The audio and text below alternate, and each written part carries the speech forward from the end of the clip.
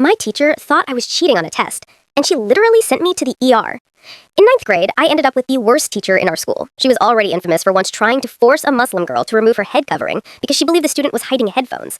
After that incident, she became obsessed with catching cheaters. Some students had actually gotten away with using headphones during tests, so she constantly watched everyone. Nothing serious happened until our final exam at the end of the year. It was extremely hot that day, so I wore a lighter shirt. I also have type 1 diabetes, and my insulin pump was visible on my waist. My blood sugar was low, so I had turned my pump on before class. We were almost finished with the exam when she stood up and started walking around the room. I was focused on just trying to pass when I suddenly felt her standing directly behind me. In that same moment, two things happened. She grabbed my test off my desk and told me I had failed, and I felt her tug at something on my waist. I sat there frozen, completely confused, watching her walk away. Then I noticed something terrifying.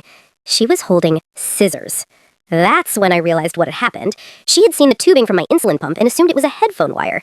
When I looked down, the tube had been cut. Seconds later, my pump started beeping loudly, and the entire classroom turned to stare at me. A few students nearby saw what happened and were completely shocked. She rushed back over, and the moment she realized what she had done, her face turned pale. She knew she had made a huge mistake and had no idea what to do. Honestly, neither did I. She told me to go to the nurse. On the way there, I started feeling dizzy. By the time I arrived, I was close to passing out. The nurse immediately called 911, and I was taken to the hospital. After that day, I actually started wearing real headphones in class because no teacher ever dared to question me again.